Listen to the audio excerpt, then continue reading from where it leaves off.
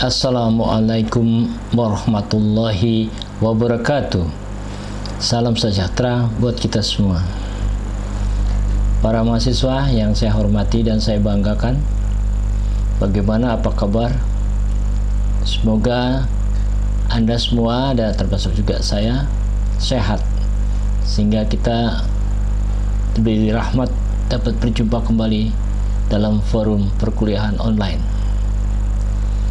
Pada kesempatan yang baik ini, masih dalam bulan Syawal, saya mengucapkan minal aidin wal faizin, mohon maaf lahir batin, dan juga semoga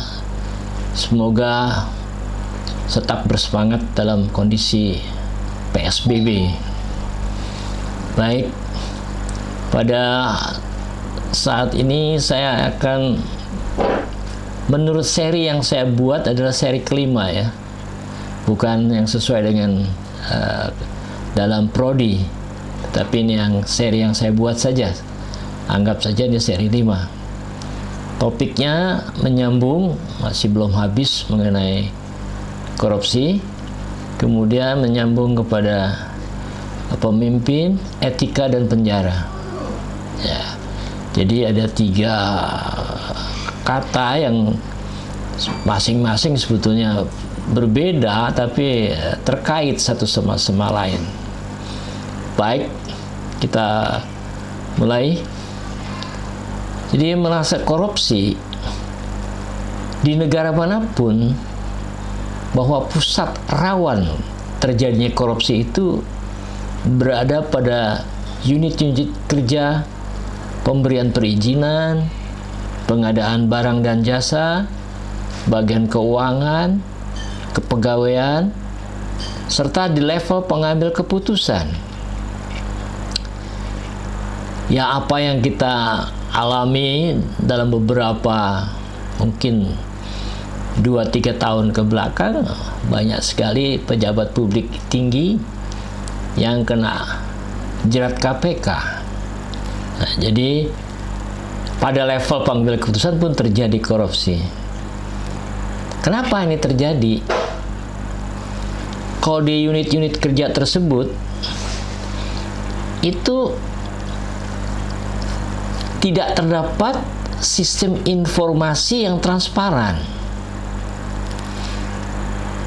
baik tentang masa waktu lamanya penyelesaian, tentang biaya, hingga terjadinya tawar-menawar.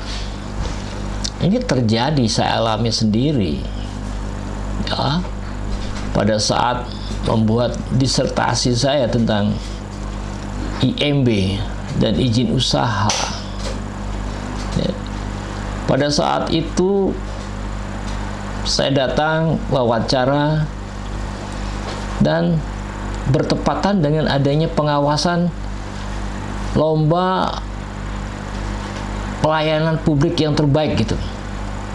Jadi bagi mereka yang melayani pelayanan publik dengan baik, maka pemerintah pusat memberikan hadiah gitu ya, gelar menjadi pemerintahan daerah yang nomor 1 dalam pemberian pelayanan publik, seperti itu. Pada saat saya wawancara di bagian izin usaha, saya tidak sebut tempatnya lah ya, di Jawa Barat lah gitu ya. Nah, itu ada ibu-ibu datang bertanya pada petugas SIUP, surat izin usaha itu, "Mas, kok surat saya sudah 3 minggu belum ada jawaban?" "Oh, ibu lihat sendiri di meja saya ini, numpuk seperti itu." "Wah, ibu sabar aja, tolong nanti nomor teleponnya ibu saya telepon kalau bila mana sudah ada," gitu ya. Sudah selesai, "Ini Pak, nomor saya, ya silakan, jangan lupa ya." "Ya Bu." Begitu ibu itu sudah keluar dari ruangan, saya bertanya pada petugas itu, "Mas, apa unit usaha, unit kerja di sini ini bagian pemberian izin syuk, ada nggak brosur? Ada, Pak. Lah, kenapa tidak diberikan pada ibu tadi? Dia tidak minta. Jadi betul pernyataan tadi bahwa di unit kerja tersebut tidak terdapat sistem informasi yang transparan. Jadi dia disembunyikan, mestinya dia diberikan, Bu, ini Bu. Nah, dalam ketentuan brosur itu 2 hari kerja sudah selesai gitu loh. Tapi ini sudah 3 minggu belum selesai. Dan di dalam brosur itu ada biaya yang harus dikeluarkan. Kalau lokasi perusahaan itu terletak di jalan protokol, jalan kelas 2, kelas 1, kelas 3, dan sebagainya, ada harganya. Sehingga pemohon itu tahu tentang biaya. Nah, jadi seperti itu. Kenyataannya seperti itu. Sehingga bisa terjadi tawar-menawar. Nah, kenapa di level pengambil keputusan kok bisa melakukan korupsi? Karena dia punya wewenang, karena dia punya kuasa. Kuasa apa? Wewenang apa? Memutuskan. Seperti itu. Nah, ya tentunya bukan berarti semua level pengambil keputusan melakukan ketidakjujuran. Banyak yang bagus-bagus, banyak. Tapi ada gitu ya. Nah, Vishnu Bhagwan dan Vidya Baswan dalam bukunya Public Administration tentang korupsi itu dinyatakan perbuatan yang sengaja memanfaatkan kedudukan, status, atau sumber daya yang dikuasainya, kemudian bertujuan untuk kepentingan pribadi dengan menghalalkan segala cara sehingga merugikan orang lain, masyarakat, dan negara. Itu menurut Vishnu Bhagwan, ya, orang India nih berdua nih menulis buku. Kemudian Andi Hamzah dalam satu artikelnya menerima uang karena jabatannya untuk mementingkan kepentingan pribadi sebagai perbuatan kebejatan dan tidak bermoral. Itu Andi Hamzah. Ya. Kemudian Maheka dalam suatu artikel juga tanpa tahun ini, bukan artikel buku, tanpa tahun menulis korupsi di Indonesia itu berkembang pesat, meluas. Korupsi ada di mana-mana, terjadi secara sistematik, dilakukan dengan rekayasa yang canggih, menggunakan teknologi modern. Ya. Kenyataan sehari-harinya dianggap biasa dan dimaklumi. Karena itu Prasojo mengatakan, karena menganggap itu biasa dan dimaklumi atau permisif atas tindakan korupsi yang secara sistemik mengarahkan bangsa Indonesia untuk menerima korupsi itu sebagai budaya yang memperhatikan. Itu Eko Prasojo. Beliau adalah guru besar Fakultas Ilmu Administrasi UI, pernah menjadi wakil menteri Menpan, PAN, aparatur negara, dan saat sekarang sebagai dekan Fakultas Ilmu Administrasi Universitas Indonesia. Korupsi yang terjadi di kalangan birokrat itu disebut bureaucratic corruption. Bahkan terjadi juga di kalangan politik, sehingga disebut sebagai political corruption. Menjalar, memasuki wilayah yudisial, wilayah peradilan, maka disebut sebagai judicial corruption.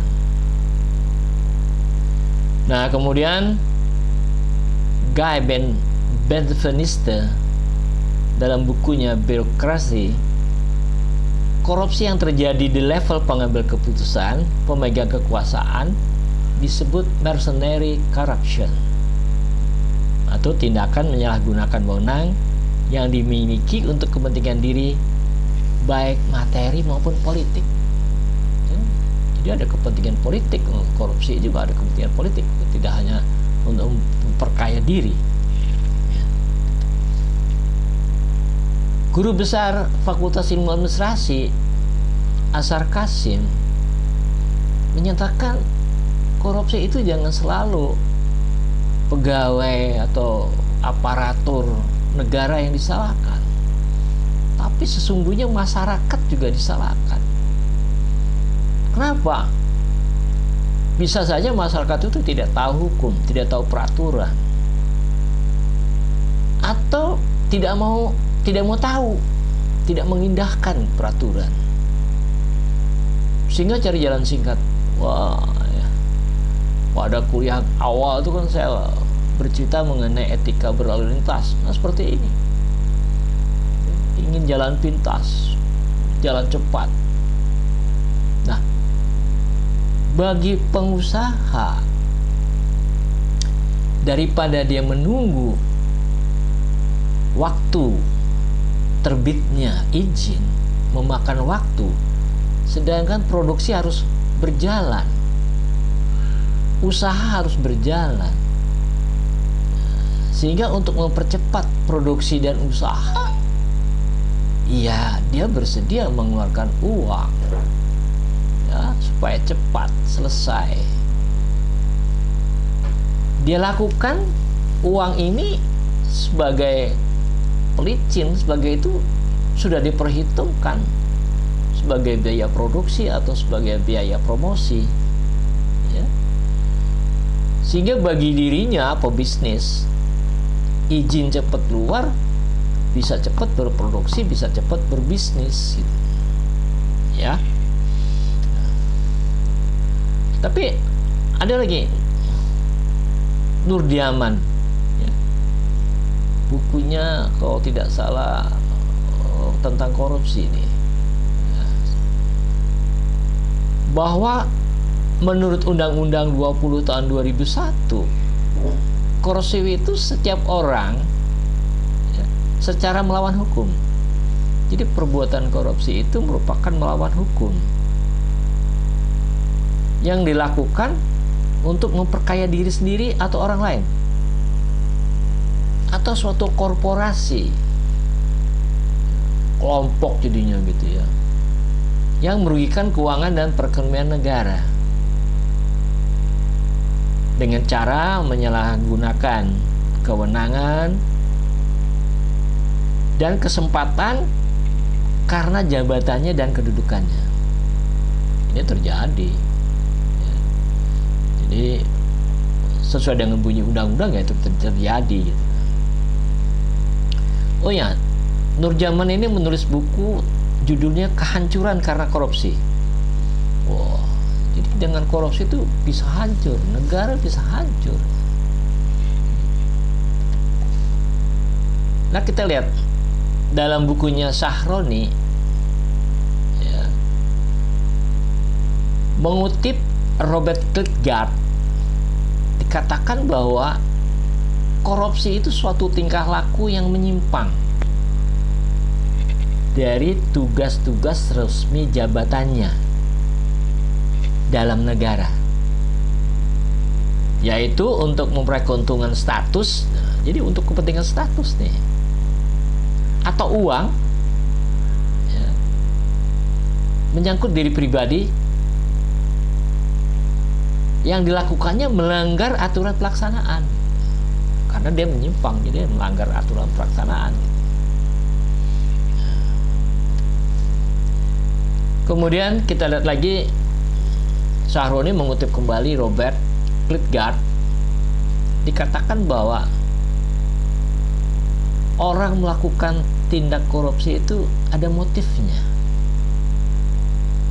Menurut Robert, motif pertama itu corruption by greed. Apa? Dia melakukan korupsi itu karena serakah, karena rakus. Itu disebut sebagai greed, corruption by greed. Jadi apa yang dia tidak punya, tapi karena serakah dan rakus. ya melakukan hal yang menyimpang. Ya. Kemudian jadi kata yang kedua disebut sebagai corruption by opportunities. Kesempatan. Pengertian kesempatan ini apa?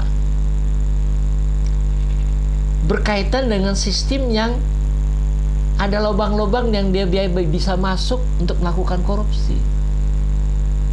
Nanti ada berkaitannya dengan cara menanggulangi korupsi.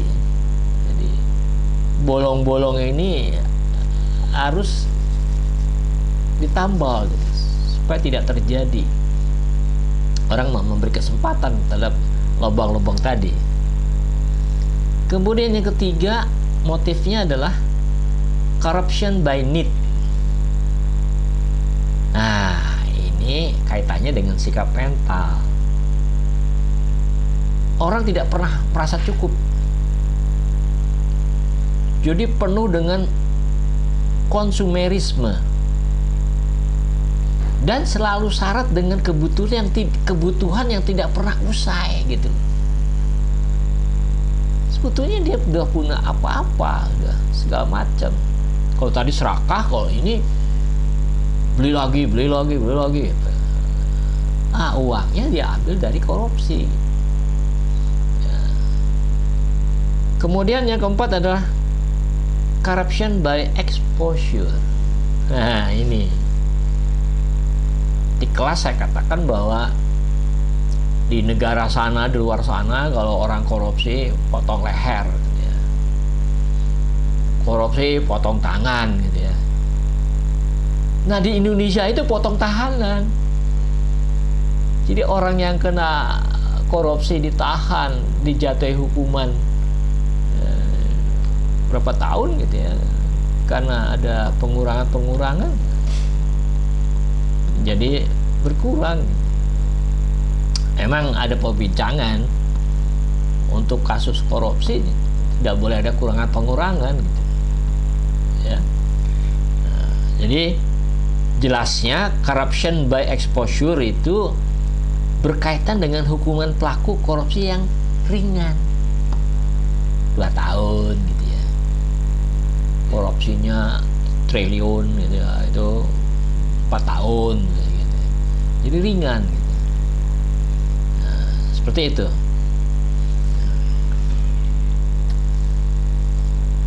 Sekarang saya membaca buku Wahyudi Kumorotomo tentang etika administrasi negara.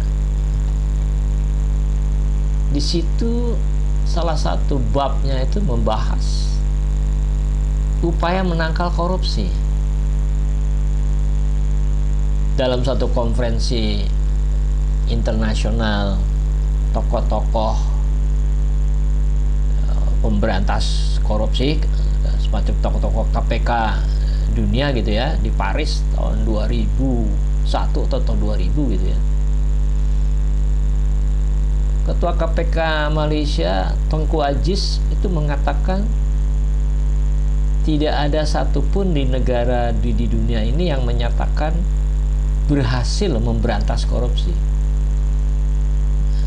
Jadi pasti ada korupsi, tidak bisa hilang lenyap, tidak bisa. Nah, Wahyudi Kumorotomo ini berupaya gitu ya, punya pemikiran upaya menangkalnya itu bagaimana gitu. Beliau menyebutnya yang pertama adalah cara sistemik struktural. Karena apa? Beliau mengatakan korupsi itu bisa bersumber dari kelemahan-kelemahan pada sistem politik dan sistem administrasi negara, di mana birokrat sebagai perangkat utamanya. Maka yang harus dilakukan untuk menangkal ini adalah dengan mendayagunakan segenap suprastruktur politik. Siapa yang disebut sebagai suprastruktur politik? Yaitu lembaga-lembaga MPR, DPR, presiden, dulu ada DPA, BPK, MA, dan pemerintah daerah dengan segala jajarannya.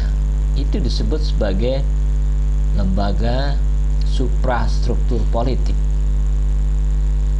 Nah, ini harus didayagunakan perannya. Di samping itu, yang perlu didayagunakannya juga adalah yang disebut sebagai infrastruktur politik. Siapa dia?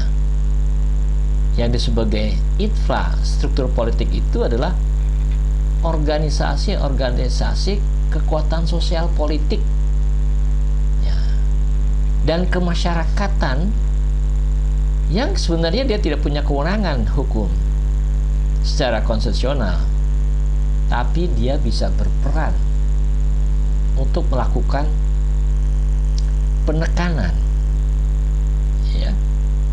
Jadi maksudnya di sini supaya kedua lembaga itu berperan ya, secara cermat. Pendaya gunanya itu secara cermat menutup celah-celah dalam kebijakan sehingga tidak memungkinkan oknum melakukan korupsi. Nah, jadi lembaga-lembaga yang supra dan itu tadi kalau membuat kebijakan itu harus dengan cermat supaya kebijakan itu tidak ada celah-celah ya. Dan lembaga yang infra itu dia bisa melakukan dalam tindakan pengawasannya, melakukan penekanan sebagai lembaga yang mengawasi ya, kontrol sosial gitu ya. Yang kedua adalah cara abolisionistik. Pak Wahyudi ini tidak menjelaskan apa arti abolisionistik ini, tapi dia berasumsi korupsi itu tindakan kejahatan, harus diberantas. Yaitu terlebih dahulu apa yang dilakukan? Digali dulu sebab-sebabnya, dicari dulu motif, dorongan individual mengarah melakukan korupsi, dicari ya. Jadi untuk menangkalnya tuh dicari itu dulu. Kemudian meningkatkan kesadaran hukum masyarakat. Saya kira memang ini boleh saja beliau berpendapat upaya menangkal. Dalam situasi PSBB saja pemerintah, Pak Gubernur beberapa provinsi setiap saat berpidato menghimbau, mengharapkan kesadaran hukum masyarakat gitu. Simple untuk memakai masker saja sulit. Cuma masyarakat Indonesia ini unik. Tapi ya kita lihat ya, ini kaitannya dengan korupsi. Pak Wahyudi ini mengatakan bahwa meningkatkan kesadaran hukum masyarakat. Yang ketiga, tindak tegas pelaku korupsi, tidak pandang bulu. Siapa dia? Ya, tidak pandang bulu. Jabat tinggi apa? Keempat, nah memang berat nih. Law enforcement di Indonesia ini belum betul-betul ditegakkan ya. Tapi ini saran dari beliau, hukum ditegakkan secara konsekuen. Nah ini yang keempat, lakukan pembersihan terhadap aparat yang tidak jujur. Nah ini mesti dicari bagaimana mekanismenya, bagaimana strateginya, bagaimana taktiknya gitu ya. Kemudian cara ketiga disebut sebagai cara moralistik. Karena apa? Karena berkaitan dengan sikap dan mental manusia. Jadi usaha penanggulangannya harus terarah pada faktor moral manusia. Ya. Cara moralistik dapat dilakukan secara umum melalui pembinaan mental dan moral manusia. Misalnya apa? Khotbah, ya, khotbah Jumat atau khotbah di gereja, ya, atau di lembaga-lembaga keagamaan lainnya. Kemudian penyuluhan mengenai etika dan hukum. Dan harapannya adalah pendidikan etika dan moral itu masuk dalam kurikulum yang diajarkan sejak pendidikan rendah sampai perguruan tinggi. Nah, itu adalah 3 upaya menangkal korupsi versi Wahyudi Kumorotomo. Karena ilmu kita ini ilmu sosial, jadi silakan para mahasiswa memberikan pandangan atau pendapat lain. Karena apa? Karena Anda membaca buku-buku lain misalnya. Jadi memperkaya hasanah ataupun materi mata kuliah ini. Mudah-mudahan akan diatur diskusi bebas melalui metode Zoom meeting, ya. Bisa jadi pada perkuliahan yang mendatang boleh, ya. Jadi tidak hanya one way traffic gitu ya. Saya yang memberikan terus gitu ya. Anda yang nerima gitu. Ya. Ya. Kita simpan kalau ada pertanyaan pada pertemuan Zoom meeting nanti. Ya. Baik, topik berikutnya adalah pemimpin, etika, dan penjara. Ya.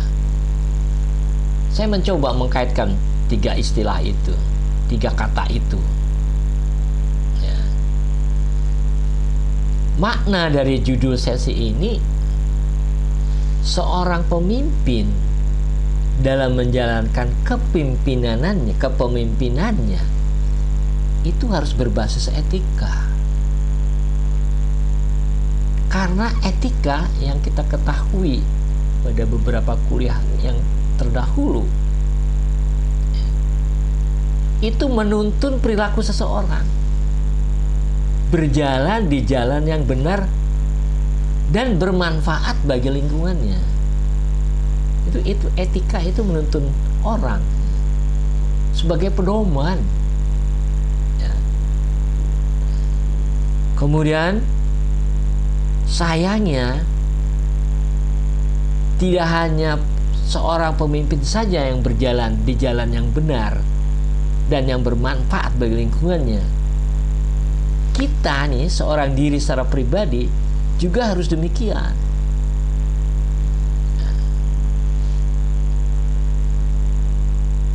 Apabila pemimpin tidak berbasis kepada etika sebagai pedoman yang menuntun perilakunya dia, itu bisa masuk penjara. Ya. Karena dia tidak berpedoman pada etika. Jadi akhirnya masuk penjara. Ya. Kemudian kita lihat dalam etika, moralitas pribadi seseorang itu menjadi basis bagi perjalanan kehidupan seseorang. Moralitas pribadi yang bagaimana? Yaitu moralitas pribadi yang bermanfaat bagi lingkungannya.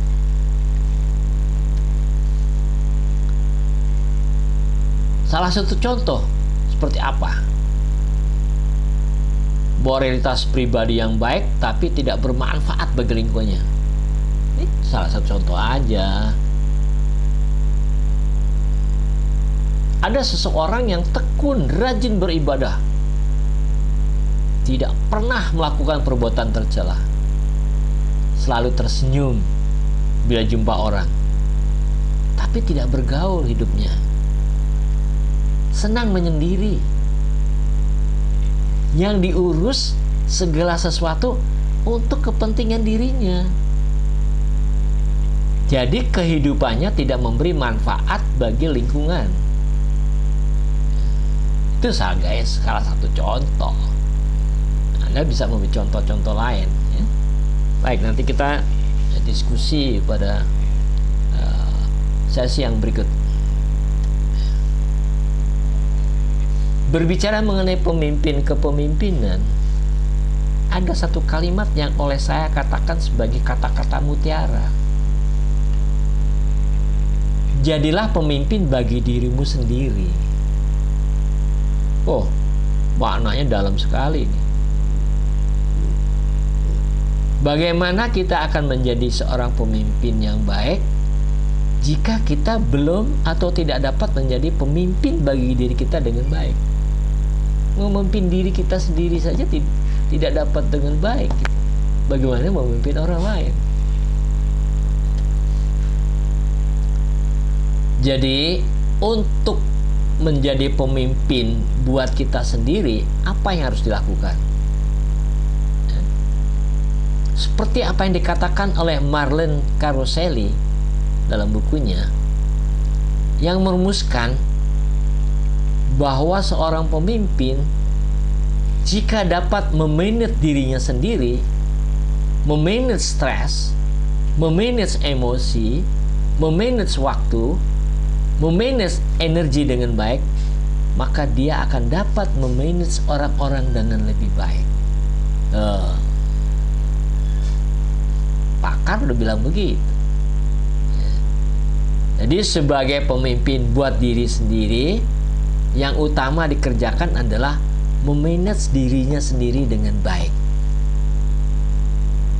Kemudian memanage hal-hal lainnya tadi, stres, waktu.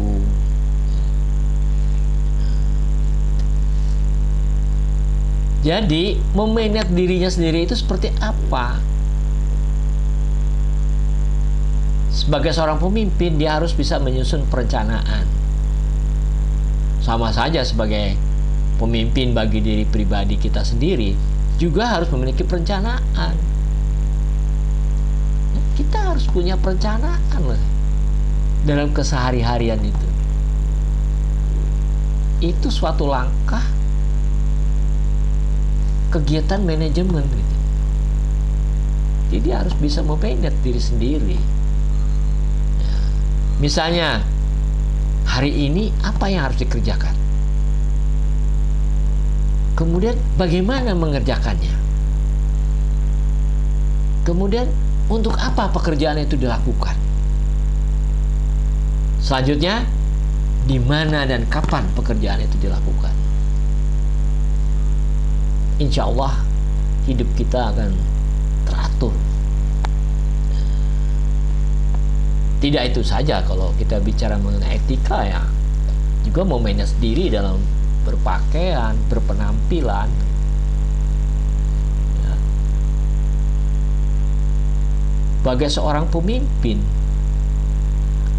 salah satu contoh, kalau tidak salah itu ada dosen kita, itu direktur suatu perusahaan besar.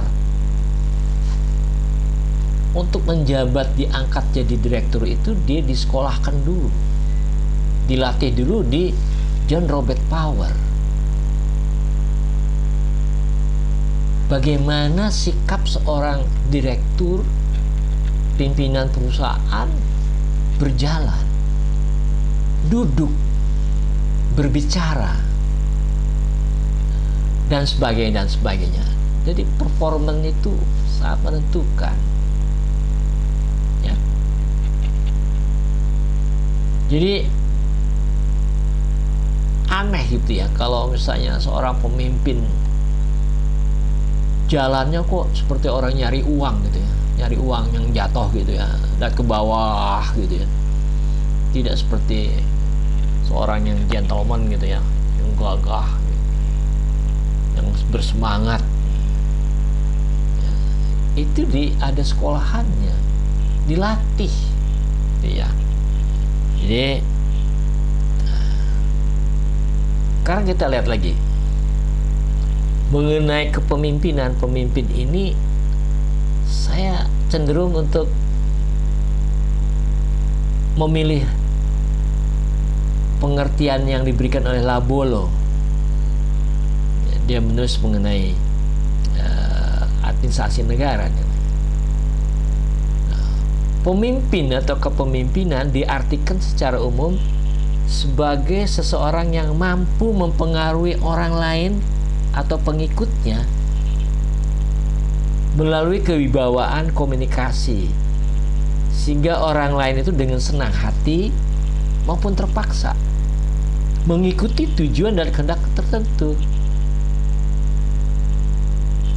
Labolo ini mengutip Clifford Geertz yang mengatakan pemimpin itu sebagai exemplary center.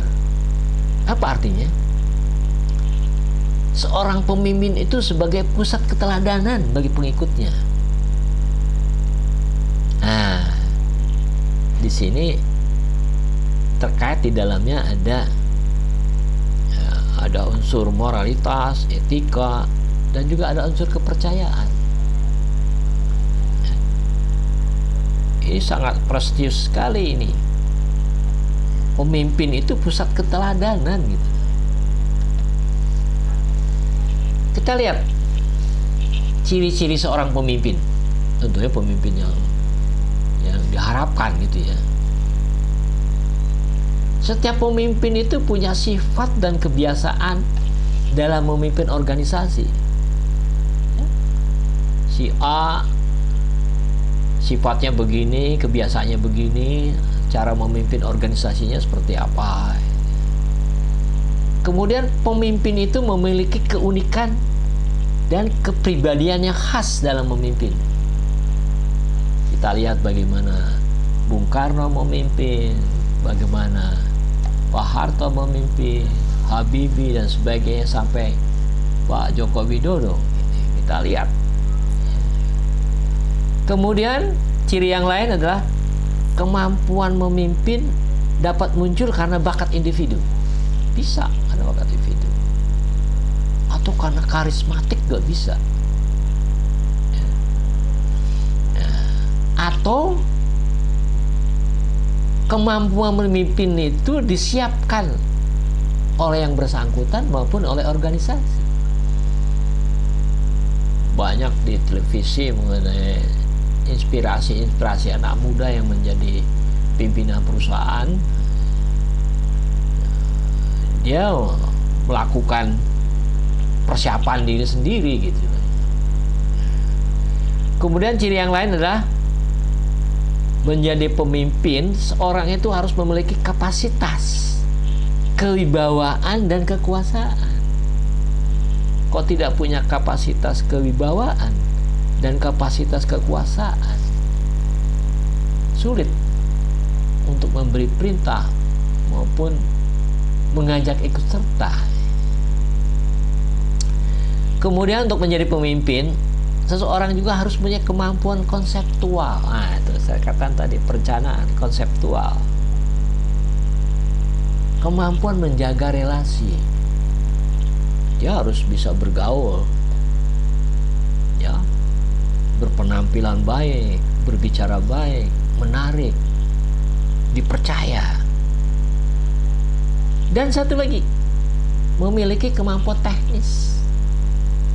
Ya, harus mempunyai kemampuan teknis. Tuntutan, apalagi sekarang ini ya, dituntut sekali kemampuan teknis dalam era revolusi 4.0. ya, Jepang sudah 5.0 ya. Nah, seperti itu. Nah, kemudian juga pemimpin harus punya keunggulan dibandingkan dengan orang yang dipimpinnya. Itu dia harus lebih dari orang yang dipimpinnya supaya dia punya wibawa gitu. Nah, jadi dari tadi sebagai pusat keteladanan dan punya ciri-ciri yang sangat prestisius sekali. Sangat sayang sekali kalau pemimpin itu akhirnya masuk penjara gitu lah. Kalau dilihat tadi pembicaraan kita itu menyangkut segi gaya kepemimpinan. Apa sih gaya kepemimpinan itu?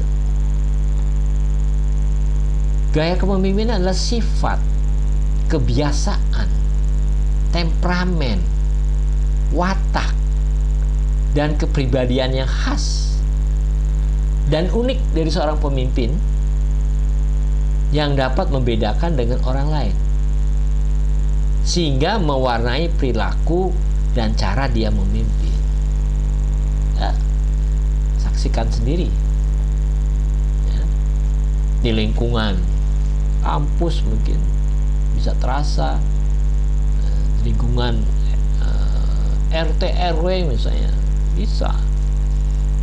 Seorang pemimpin lingkungan dalam kondisi PSBB, dia harus mengambil keputusan untuk kesehatan dan keselamatan anggota warganya. Ya. Jadi kita bisa lihat di situ gaya-gaya kepemimpinan orang ketua RT atau pengurus RT gitu, ditantang gitu. Seperti apa gayanya? Apakah dia responsif atau seperti apa? Dengan memperhatikan pengertian gaya kepemimpinan, jika dihadapkan kepada situasi kondisi dunia yang unpredictable, maka gaya kepemimpinan yang seperti apa yang baik? Ya. Kita lihat dulu. Sebenarnya secara teoretik itu ada beberapa gaya kepemimpinan. Ya. Misalnya apa? Demokratis, karismatik, paternalistik, militeristik, otoriter, birokratis. Nah, dari sekian gaya-gaya kepemimpinan itu, saya cenderung untuk memilih pandangan dari Wahyu Sumijo. Pandangannya ini berpedoman kepada pendapat Paul Hersey dan Ken Berger. Teori yang terkenalnya adalah Situational Leadership Theory. Nah, atau disebut LST. Teori ini dikatakan sebagai paradigma baru dalam teori kepemimpinan. Wahyu Sumijo mengatakan pemimpin yang baik adalah dengan gaya kepemimpinannya yang dapat mengintegrasikan secara maksimal antara produktivitas dan kepuasan. Ya. Jadi dengan produksi timbul kepuasan, adanya keuntungan, kemudian kepuasan bagi pekerja, ya, masyarakat. Kemudian juga yang bisa menumbuhkan pertumbuhan dan pengembangan sumber daya manusia. Itu seorang pemimpin yang baik seperti itu. Ya. Nah, kemudian tambahannya lagi, pemimpin yang baik adalah apabila dia dapat menyesuaikan tipe kepemimpinannya dengan situasi yang dihadapi. Tipe kepemimpinannya dapat dirubah-rubah sesuai dengan situasi yang dihadapinya.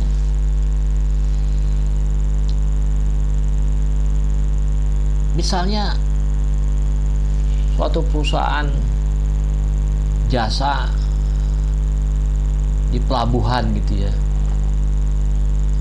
Kalau dia sedang berada di pelabuhan menghadapi kuli-kuli pelabuhan dengan temperamen yang keras dan sebagainya karena situasi kondisi lingkungan, maka seperti apa dia menghadapi mereka? Kalau dia kembali ke kantornya misalnya dengan ruangan yang sejuk,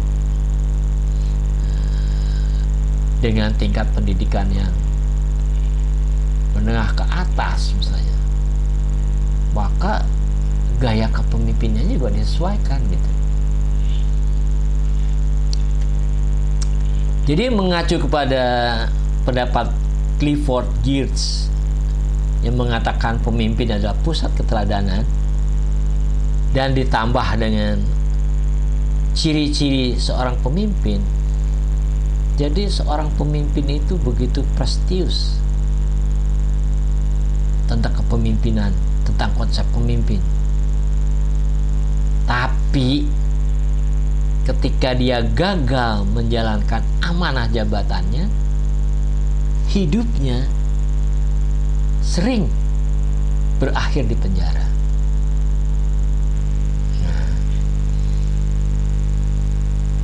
Saya masih ingin cerita mengenai situasional tadi. Jadi seorang pemimpin itu bisa dirubah-rubah gaya kepemimpinannya. Ini contoh pribadi lagi nih ya. Ayah saya itu militer, orangnya keras. Suatu hari anaknya enam-enamnya dipanggil, marah. Papih ini bisa memimpin pasukan seluruh Indonesia. Dengan catatannya, dulu ayah saya itu berperan dalam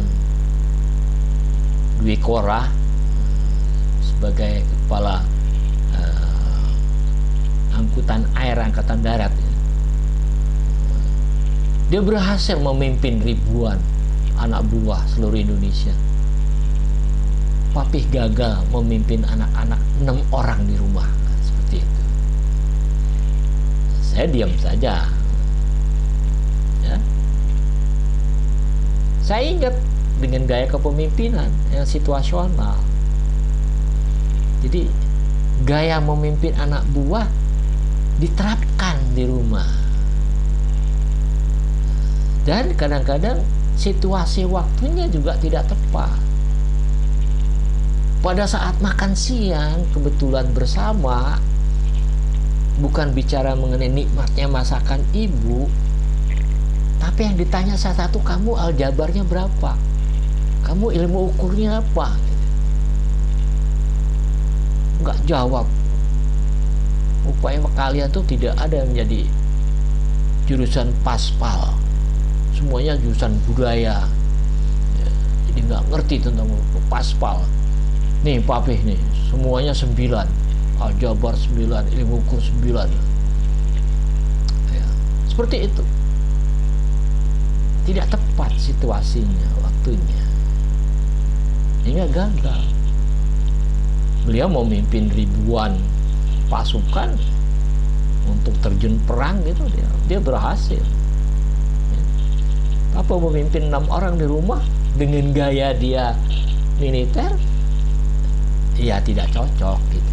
Jadi seharusnya di rumah memimpinnya ya sebagai kepala rumah tangga, gayanya lain gitu lah, lebih santai. Kalau kita makan bersama, gimana nih sayur asemnya, enak gak nih ibu? Ya, itu lebih santai gitu ya, situasinya mendukung lah gitu.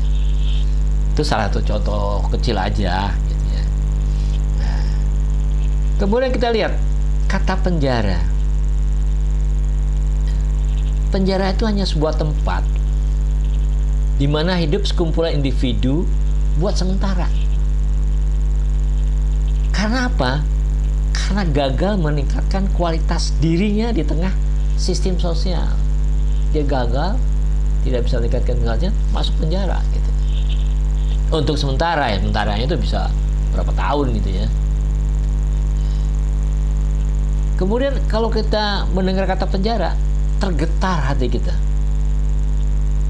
Karena penjara adalah rumah tahanan untuk narapidana tindak kriminal, tindak kejahatan. Tapi pada tahun 1962 oleh Menteri Kehakiman Saharjo, kata penjara dirubah menjadi lembaga kemasyarakatan. lembaga pemasyarakatan. Yaitu tujuannya adalah membina para narapidana untuk menumbuhkan dan meningkatkan kualitas fungsi sosialnya. Baik, mungkin pada kesempatan lain kita bisa two-way traffic ya, mungkin dengan sistem Zoom meeting. Kali ini saya akhiri kuliah saya ya. Jadi 3 faktor antara pemimpin, etika, dan penjara ya. Sebetulnya etika itu faktor pengendali dan membentengi perilaku pemimpin agar tidak masuk penjara gitu loh. Itu perannya etika tuh di situ ya. Baik, selamat belajar, tetap bersemangat, dan salam sehat. Wassalamualaikum warahmatullahi wabarakatuh.